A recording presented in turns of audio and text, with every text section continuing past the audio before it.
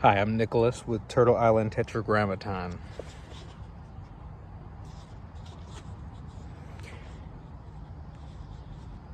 I'm a gender fluid person of trans experience and a Christian patriot. I also have bipolar disorder. I've been doing a series where I read from Mildred Stamm's 1967 book, Meditation Moments for Women. And I read these without commentary, whether you take it as personal inspiration or as a kind of historical artifact. That's cool. We're looking today at October 3rd. It opens with a passage from Scripture and continues with the Contemplation. I'm a little off today. Okay, here it is, Romans chapter 12, verse 11.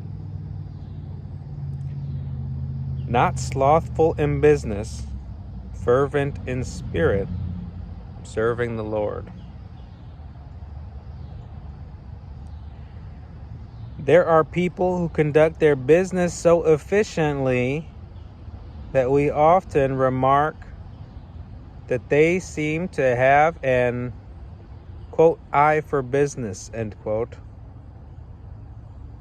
Others are so haphazard, you wonder how they are able to remain in business. As Christians, we are, quote, in business, end quote, for the Lord, serving Him, whether in Christian or secular fields of activity, regardless of our, quote, business, end quote. We should do it as unto Him. We should have His interest and His glory as our object. In our service for Him, we are not to be slothful or careless. He does not want us to be half-hearted, lukewarm, lacking zeal. We hear occasionally of epidemics of sleeping sickness. Is it possible that any of us might have, quote, spiritual sleeping sickness, end quote? We are to be fervent in spirit, full of enthusiasm.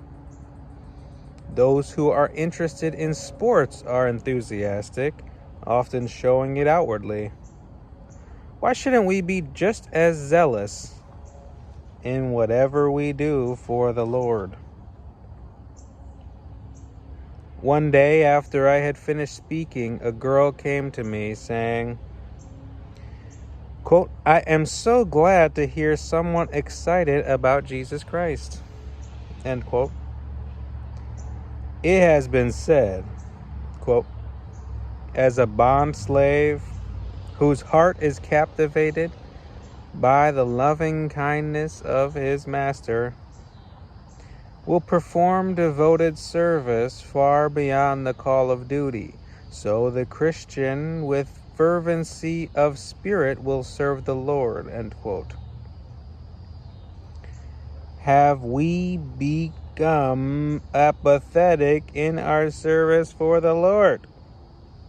Have we lost the enthusiasm and love we used to have in serving Him?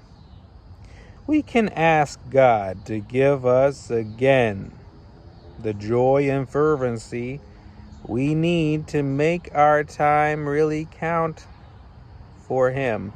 It is time to awake, time to avail ourselves of the opportunities that are before us to serve the Lord with great earnestness and enthusiasm of spirit. From John chapter 9, verse 4, Living Gospels. Quote, all of us must quickly carry out the tasks assigned us by the one who sent me, for there is little time left before the night falls and all work comes to an end. End quote. Okay. Well, I hope to see you again for another devotional reading.